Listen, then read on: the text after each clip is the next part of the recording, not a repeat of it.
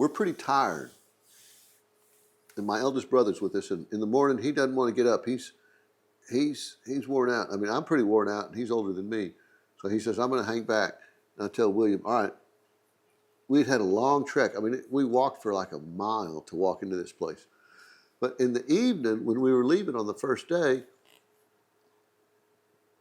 we started talking to these German guys outside the restaurant. And they had a few. In German, that means you're drunk. They had a few. When they found out we were Americans, they became very friendly.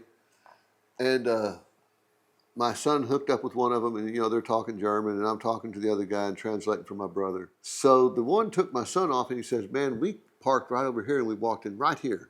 And it's like a 50-yard walk to the entrance, whereas before we walked for an hour to get to the entrance. And it wore my brother out. He's 75 years old. So the next day I said, all right, William, we'll go late.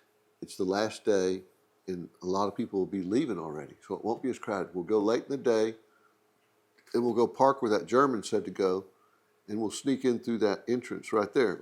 We got tickets, but we won't do that mile-long trek through the forest to get in. And so we did that, and it worked out great. We showed up, we got a parking space, no problem.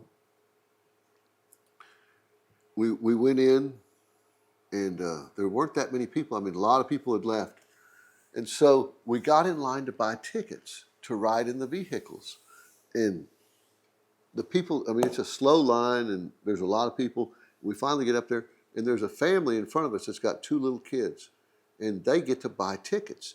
And when the parents tell the little kids that we're getting tickets, these little kids jumped up and down like my son did when he found out he got selected for select baseball, when he became a rattler. He was jumping up and down. These little kids were doing the same thing. So I thought, all right, they got tickets, so we'll get tickets. So we get up there, and the guy says, I'm sold out. What? K doesn't work over there. So he's a young Dutch guy, and I'm trying to learn Dutch. And so I start talking to him in Dutch. And he said, well, man, we just sold out. He goes, I'll get more tickets, but it'll be in about 20 minutes or so.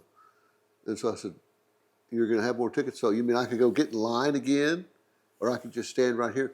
I said, what if I just stand right here until you get more tickets in again? He goes, whatever you want to do, I don't care. And so I just stood there talking to him. He was the same age as my son, and my son and I were cutting it up with him, having a good time. And after about 15 minutes or so, he goes, okay, I got tickets. Here's 2 tickets. So we got in line for the tracked vehicles, because they have wheeled vehicles and tracked vehicles, different entrances. And so we had tickets for half tracks, but we had ridden in a half track, and honestly, I wanted to ride on a tank. So a tank pulled up, and we jumped over into that line and tried to get on, but this guy caught us. He says, no, you get back in the half track line. All right. So he turned around, I jumped back in that line again, and he caught us. He says, get back in the half track line. So, drats, fooled again. So we got in the half track line, and we got in the half track, and we had a nice drive through the forest, the same as what we'd had before. Aber ich wollte auf einen Panzer fahren. But I wanted to ride on a tank, and we didn't get to. So we stood on the side and started talking to these guys that had a Hetzer. And man, it was a nice, it was nice. They had just completed the restoration of it. And they took off, and they drove off. And when they came back, I said, I'd been talking to the ground crew, so to say, pit crew.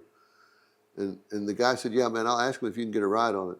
And so they come back, and they're backing in, and he goes, hey, give him a ride. And the guy goes, oh, we got trouble. It's dumping water. So we hung out there, and this stream of German vehicles came by me. And the big Zugmaschine, I don't know what you call it, but the huge thing that they use to pull the anti-aircraft guns, that they set troops on, and the troops look like they're the men that my kid played with, I don't know, Lego men or something like that.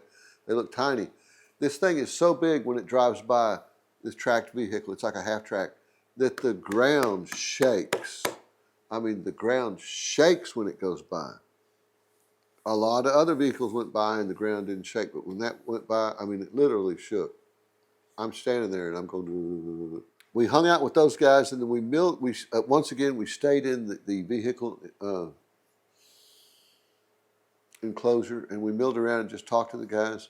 And we met some very nice Norwegian fellows that had a Renault tank, and they let us climb up on the tank and look inside of it.